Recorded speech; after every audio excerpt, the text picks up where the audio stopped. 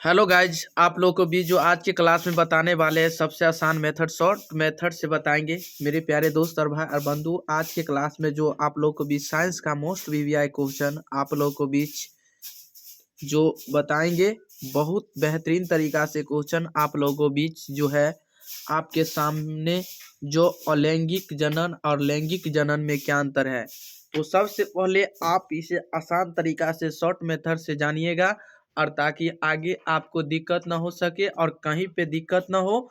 और साथ ही साथ आप लोग के बीच बहुत मोस्ट वीवीआई क्वेश्चन, जो भी क्वेश्चन सब आप लोग को बीच पूछा गया क्वेश्चन है, वही क्वेश्चन को आप लोग को बीच हम बताएंगे और सुनिएगा, और आसान मेथड से बताएंगे आप लोगों को बीच। तो गौर फरमाइएगा चेला, और आसान मेथड से आप लोग ध्यान दीजिएगा, और ताकि आपको आसान मेथड से ही ध्यान दीजिएगा ताकि आपको दिक्कत ना हो आगे। तो चलिए हम बताते हैं, आज के क्लास में आप लोग को बीच बताएंगे कि किसके बारे में बताएंगे। जो आपके सामने जो लिखा हुआ है अलैंगिक जनन और लैंगिक जनन, यानी अलैंगिक जनन किसको कहेंगे और लैंगिक जनन किसको कहेंगे, तो उसके बारे में आपको बहुत आसान तरीका से बताएंगे ताकि आपको आगे दिक्कत ना हो। तो सबसे पहले आपको कभी क्वेश्चन पूछेगा क्या कि लैंगिक, अलैंगिक और लैंगिक जनन में क्या अंतर है, अलैंगिक जनन और लैंगिक जनन में क्या अंतर है। तो आपको पहला स्टेप, फर्स्ट स्टेप प्रश्न ऐसे पूछेगा कि अलैंगिक जनन और लैंगिक जनन क्या है। बहुत मोस्ट वीवीआई क्वेश्चन है चला, यही आप याद करके जाइएगा और देखिएगा ही आपको मिलेगा ही मिलेगा, आपको बहुत मोस्ट वीवीआई क्वेश्चन है। तो आइए हम बताते हैं आपको अलैंगिक जनन और लैंगिक जनन में क्या अंतर है। तो आपको लिखना होगा अलैंगिक जनन और लैंगिक जनन में निम्नलिखित अंतर है। ठीक, आप समझ गया। तो चलिए आपको हम बताते हैं, बहुत बेहतरीन तरीका से बताते हैं, तो बताएंगे और आपको याद हो जाएगा। तो बताएंगे चला, बहुत बेहतरीन तरीका से बताएंगे। आपके सामने जो देख रहे हैं मेरे प्यारे दोस्त, अलैंगिक जनन, यानी अलैंगिक जनन का आप फर्स्ट एक साइड लिखेंगे अलैंगिक जनन, आप देख रहे हैं अलैंगिक जनन, और दूसरी तरफ है क्या, लैंगिक जनन। समझ गया। तो अलैंगिक जनन और लैंगिक जनन आप समझ गए आसान तरीका से। बहुत बेहतरीन तरीका से आपको, बहुत बेहतरीन तरीका से समझाएंगे और याद भी करवा देंगे। तो चलिए अलैंगिक में लिखिएगा, आप क्या लिखा है गौर फरमाइएगा कि इस प्रक्रिया से उत्पन्न संतानों, यानी इस प्रक्रिया से उत्पन्न संतानों अनुवांशिकी रूप से जनकों के समान होते। क्या होता है, जनकों के समान होते। क्या होता है, जनकों के समान होते। किस में होते हैं, यानी अलैंगिक जनन में। यानी इस प्रक्रिया से उत्पन्न, यानी इस प्रक्रिया से उत्पन्न जो संतान का जो उत्पन्न करती है, अनुवांशिकी रूप से जनकों के समान होते हैं, उसे हम क्या कहते हैं, अलैंगिक जनन। ठीक है। तो चलिए आपको लैंगिक जनन में लिखना होगा, देखिएगा एक पॉइंट, इस प्रक्रिया के द्वारा उत्पन्न संतान अपने जनकों से भिन्न होते। क्या, उत्पन्न जनके से क्या होता है, भिन्न होते हैं। क्या होता है, इस प्रकार के द्वारा उत्पन्न संतानों जो लैंगिक में जो उत्पन्न करता है संतान अपने जनकों से भिन्न होते हैं, तो आपका लैंगिक में हो जाएगा। चलिए दूसरा पॉइंट आपको बताते हैं अलैंगिक जनन में। क्या, अलैंगिक जनन में बताते हैं कि इसमें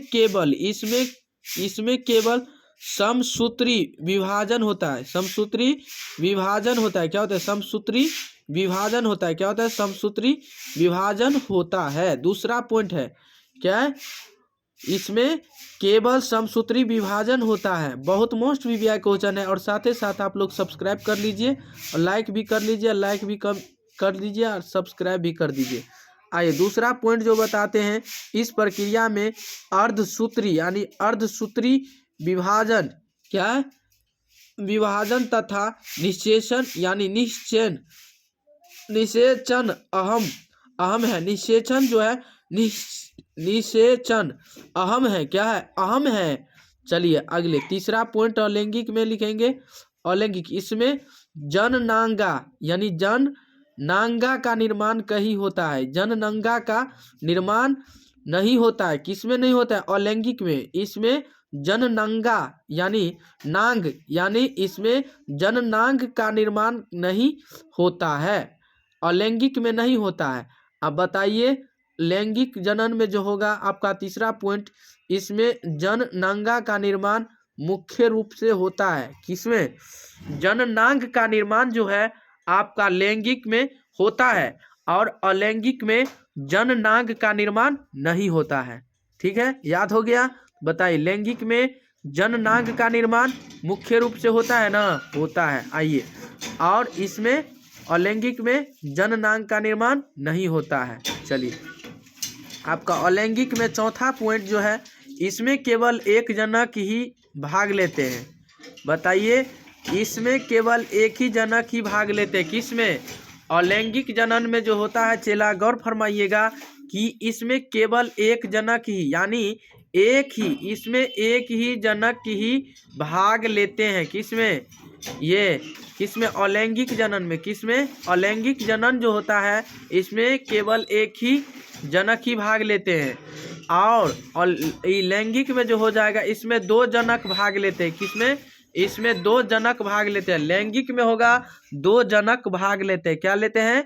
दो जनक भाग लेते हैं। याद हो गया होगा। आइए अलैंगिक में पांचवा पॉइंट देखेंगे, इसका क्रम विकासीय महत्व नहीं है। इसका क्रम विकासीय महत्व नहीं है। किसका? अलैंगिक का।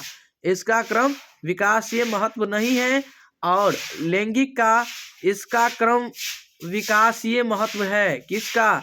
लैंगिक का महत्व है। क्या है?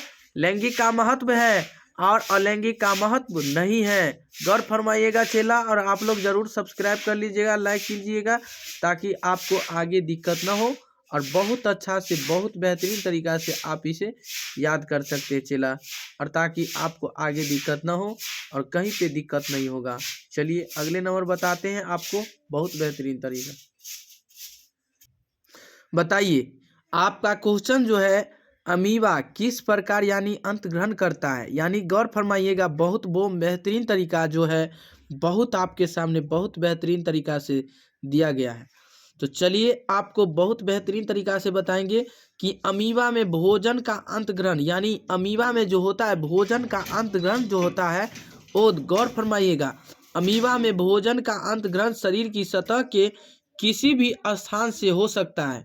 अमीबा में, गौर सुनिएगा, शरीर की सतह के किसी भी स्थान से हो सकता है और सबसे पहले अमीबा का शरीर जैसे ही किसी भोजन के संपर्क में आता है, अमीबा, गौर सुनिएगा कि सबसे पहले यानी अमीबा का शरीर जैसे ही किसी भोजन के संपर्क में यानी आता है, तब उस दिशा में कुटपाद तेजी से ही बढ़ने लगता है। क्या होता है? गौर से सुनिएगा मेरे प्यारे दोस्त, कि सबसे पहले अमीबा का शरीर जैसे ही किसी भोजन के यानी कोई भी भोजन के संपर्क में आता है और तब उस दिशा में कुटपाद तेजी से क्या होता है, यानी बढ़ने लगता है। क्या होता है? बढ़ने लगता है। कुटपाद क्या होता है? बढ़ने लगता है, तेजी से बढ़ने लगता है तथा भोजन को चारों ओर से घेर लेते हैं। क्या करते हैं? तथा क्या करते हैं? भोजन को चारों ओर क्या कर लेते हैं? घेर लेते हैं। क्या कर लेते हैं? घेर लेते हैं। क्या कर लेते हैं? घेर लेते हैं। और क्या करते हैं? और तथा एक पूर्ण भोजन यानी रसधानी, यानी एक पूर्ण भोजन रसधानी निर्मित यानी निर्मित करता है। क्या करता है? रसधानी में निर्मित होता है। रसधानी से क्या करता है? एक पूर्ण भोजन रसधानी से निर्मित होता है। किसमें? निर्मित होता है, और जिसमें भोजन एवं जल की एक निश्चित मात्रा होती है। जिसमें क्या होता है? एक निश्चित मात्रा होती है। किसमें होता है? अमीबा में, यानी जिसमें भोजन एवं जल की एक निश्चित मात्रा होती है। देख रहे हैं आपके सामने, यहाँ जो है ये भोजन है, अमीबा का चित्र है, फिगर, और ये कुटपाद है। क्या है? कुटपाद है। बताइए, ये कुटपाद देख रहे हैं आपके सामने सब, जो ये फिगर है, तो आप लोग इसे बहुत बेहतरीन तरीका से आप लोग बना लीजिएगा और इससे आसान तरीका से आप लोग याद कर लीजिएगा, ताकि आपको आगे दिक्कत ना हो। इसके लिए धन्यवाद। तब तक के लिए बने रहें। आज के लिए इतना ही। इससे अगले वीडियो में आप लोगों को बीच फिर मिलेंगे, और तब तक के लिए आप लोग ऐसा वीडियो पाने के लिए आप लोग ज़रूर सब्सक्राइब कीजिए, लाइक कीजिए, कमेंट कीजिए। और आप लोगों को भी जो मोस्ट वीवीआई क्वेश्चन है आपके सामने बहुत बेहतरीन तरीक़ा से बताएंगे और याद कर लीजिएगा, ताकि आपको आगे दिक्कत ना हो सके। इसके लिए धन्यवाद। तब तक के लिए बने रहे। आज के लिए।